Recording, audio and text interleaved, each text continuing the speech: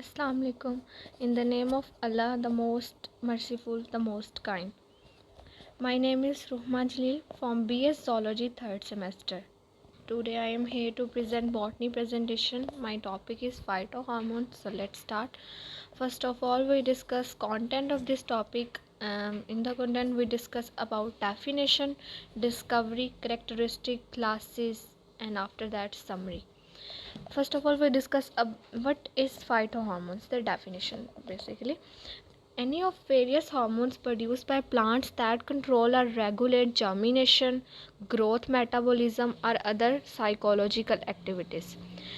कोई भी ऐसे हार्मोन्स जो प्लांट से प्रोड्यूस होंगे और वो कंट्रोल करेंगे या रेगुलेट करेंगे जर्मिनेशन को, ग्रोथ को, मेटाबॉलिज्म को या अदर साइकोलॉजिकल एक्टिविटीज़ को, ऐसे जो भी हार्मोन्स होंगे वो फाइटो हार्मोन्स कहलाएंगे. और phytohormones also called as plant hormones. Basically most common phytohormones are auxin, cytokinin, gibberellin, abscisic acid, etc. After this, we discuss about discovery of phytohormones. Auxins जो थे वो सबसे first hormones थे जो discover किए गए थे, और चार्ल्स ड्रॉन सबसे पहले साइंटिस्ट में सबसे पहले उन्होंने ऑक्सिन को किया था discover. Auxin were the first plant hormone discovered. Charles Darwin was among the first scientists to dabble in plant hormone research. After that, we discuss about the characteristic. Plant growth hormones or plant growth regulate have the following characteristic. इनमें होती हैं differentiation and elongation of cell में help करते हैं ये.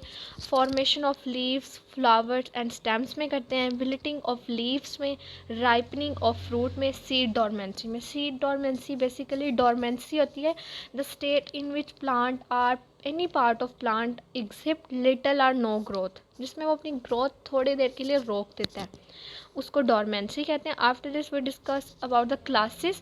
There are 5 general classes of hormones. First है auxin, second cytokinins, third gibberellins and fourth are ethylene and after at the end are abscisic acid.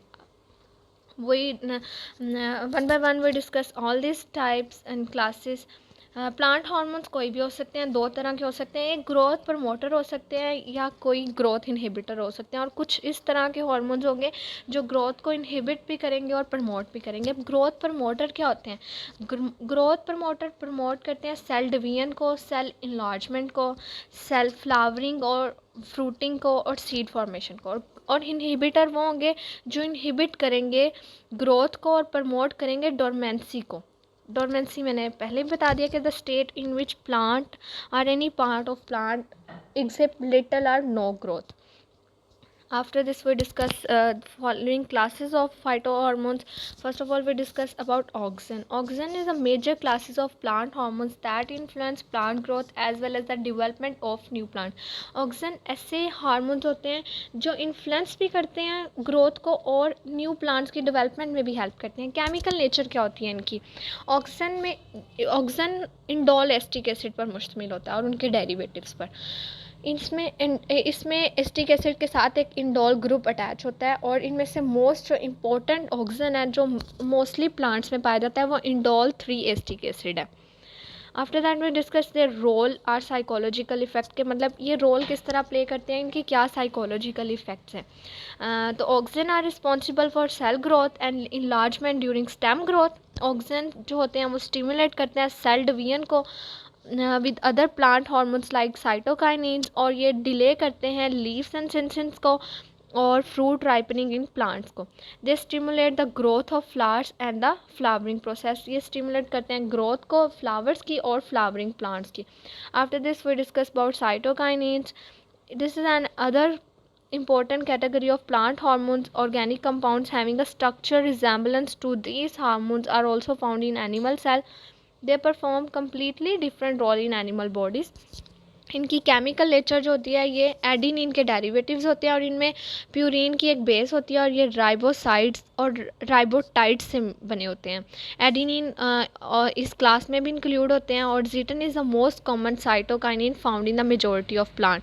जो most common है वो जीटन है इनमें से, और इनका रोल जो होता है ये इंक्लूड होते हैं सेल डिवीजन में और इसके अलावा ये इन्वॉल्व होते हैं मॉर्फोजेनेसिस और बड फॉर्मेशन में. बड की फॉर्मेशन में ये इन्वॉल्व इन्वॉल्व होते हैं और ये यूज़ करते हैं growth, they can cause the growth of lateral bud की ग्रोथ में हेल्प करते हैं, उसकी वजह बनते हैं ये।